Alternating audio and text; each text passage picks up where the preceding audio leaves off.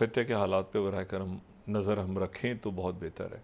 CIA के जो chief हैं वो इधर ही घूम रहे हैं मशरिक़ वस्ता में, दोहा काहिरा इसराइल, दोहा काहिरा इसराइल, और ब्रेट मैकर्ग उनके साथ हैं, बाकी आला हुकाम भी अमेरिकन उनके साथ हैं, और इसराइल और हमास दोनों से बात हो रही है कि फ़ौरी तौर पे इसके ऊपर फ़ौरी तौर पे जंगबंदी का ऐलान किया जाए। लेकिन ये कि इसराइल जो है वो उसने हमास की तरफ से कभी बात आती है कि वो चाहते हैं कि पहले मुकम्मल जंगबंदी का ऐलान हो, इसराइल कहता है कि नहीं जंगबंदी नहीं होगी, हम जो है वो उसके दौरानी मुज़ाकरात शुरू करें। लेकिन अल्टीमेटली मेरा ख्याल है कि मामला जहाँ तक पहुँच गए हैं, एक इंतहाई गैर मामूली एलामिया जारी हुआ है। मैंने उसमें मुल्कों का नाम जब पढ़ा है तो मेरे लिए बड़ा हैरान कुन है कि उसमें ये जो इसमें कई मुल्क जो हैं, ये जो 13वीं स्लाइड है, ये एक जॉइंट स्टेटमेंट है।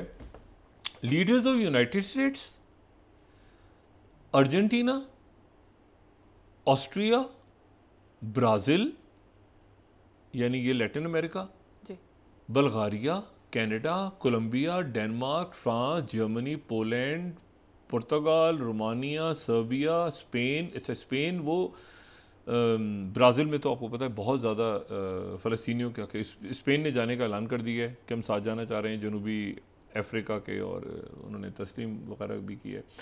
थाईलैंड और यूनाइटेड किंगडम। अब ये जो एलामिया एक साथ जारी हुआ है, बहुत इसमें आप समझें कि मतलब मुख्तलिफ ममालिक हैं इसमें, ठीक है। उन सब ने ये कहा है कि जी ये फौरी तौर पे जो है ये हमास होस्टेज को रिलीज़ करे, सिटीजन को भी करे, हम सपोर्ट करते हैं मूवमेंट के सीज़ फायर की तरफ और होस्टेज रिलीज डील नाउ फौरी तौर पे होस्टेज। अब देखें ना जो टेबल पे है और जिसको प्रेसिडेंट बाइडेन ने पेश किया है, अब ब्राज़ील भी कह रहा है, ठीक है।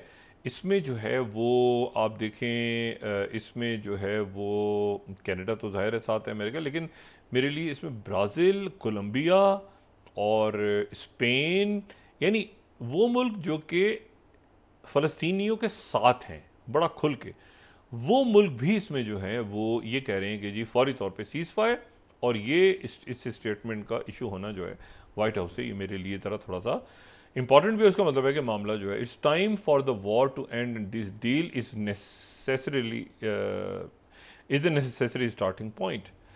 तो ये मुल्क जो हैं ये सारे, मेरा ख्याल है कि अब इनकी तरफ से मुश्तरका स्टेटमेंट आना जो है वो, और अरब ममालिक तो पहले ही दरमियान में मीडिएट कर रहे हैं, और बाकी तो अब ये देखना यह है कि ये खून खराबा करने से पहले मज़ीद, क्योंकि आज फिर शहादतें हुई हैं सेंट्रल गज़ा में, आज फिर बहुत सारे 40 बच्चों को मार दिए वहाँ पे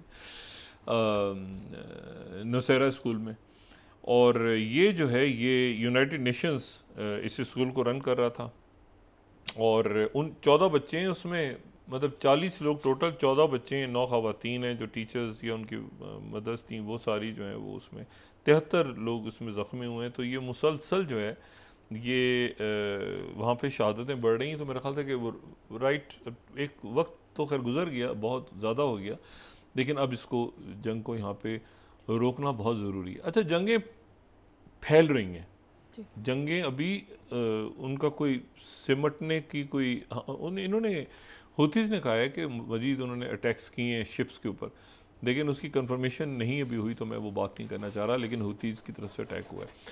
अच्छा, इसमें जो जंगें फैल रही हैं ना, एक नया महाज बहुत ही ख़तरनाक खुल गया है, बहुत ख़तरनाक। अब वो खाली मेरे ख्याल से उसके बाद मैं बात करता हूँ, और ये फिर वही बात की पाकिस्तान तक, इसकी आप शुरू करें पाकिस्तान, इस रीजन तक, मशरिक़ वस्ता, उधर पर ये जो जंगें हैं ये सारी आपके मुल्क के ऊपर असरअंदाज हो रही हैं। इसीलिए मैं गुजारिश जो बार बार होती है कि मईशत, सिक्योरिटी, अदम इस्तेकाम नहीं पैदा होने चाहिए, खारिज पॉलिसी इफेक्ट नहीं होनी चाहिए, सोशल अनरेस्ट नहीं फैलना चाहिए।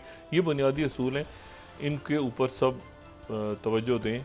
ये रियासत के असूल हैं ना, ये रियासत के इशूज़ हैं, मसाइल हैं, प्रॉब्लम्स हैं, और सिक्योरिटी तो कॉन्स्टेंट हो इशू बन गया।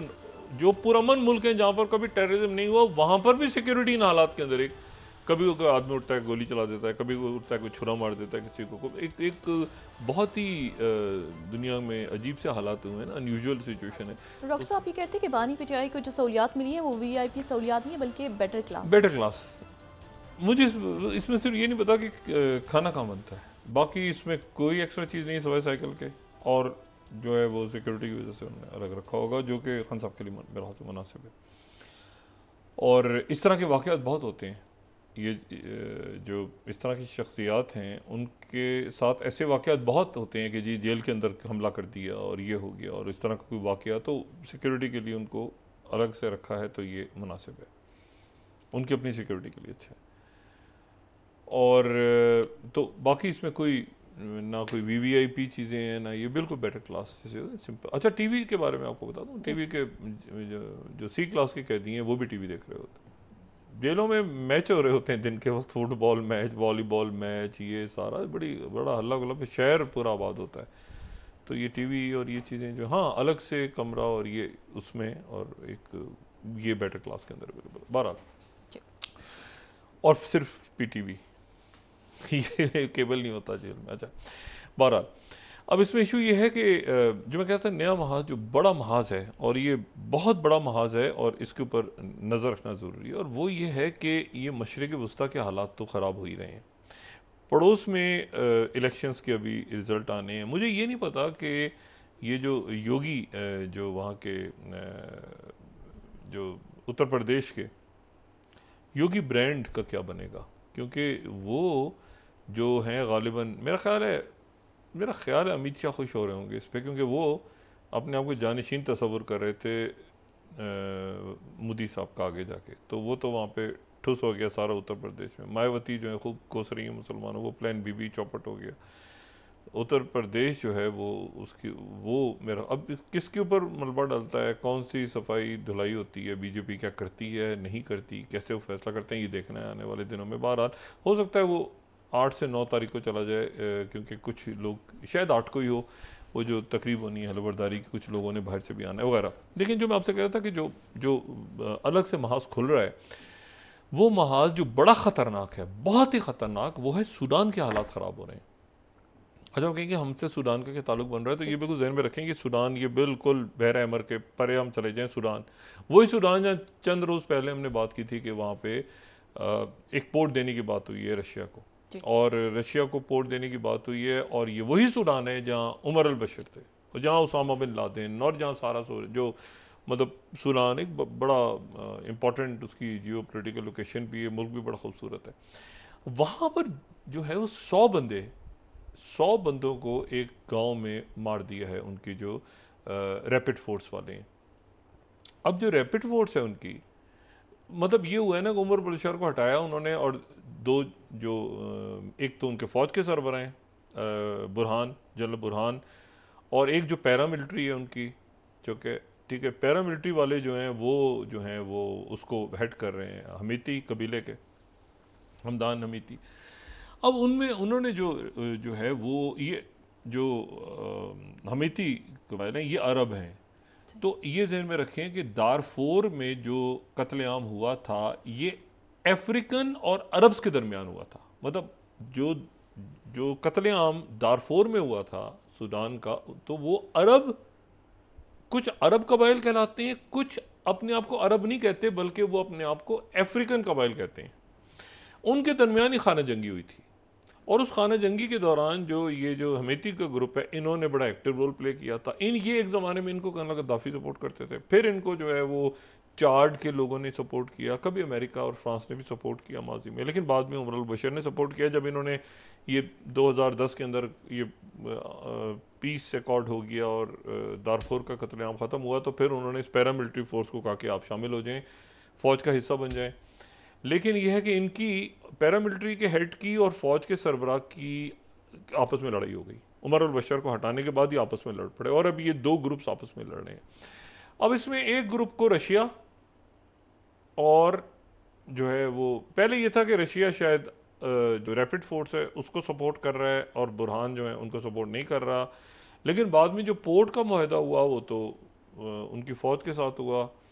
लेकिन अब यह है कि अब वो लड़ाई इसको मेरे ख्याल से रशिया इसमें पहले सऊदी अरेबिया और ईरान, और क्योंकि रैपिड फोर्स के लोग यमन भी पहुंचे हुए थे, ये सारा उसको छोड़ें। लेकिन मैं जो इशू है वो सिर्फ ये है कि पहले इसमें और भी ममालिक थे, अब वो सारे नहीं हैं, अभी आपस में खुद लड़ रहे हैं।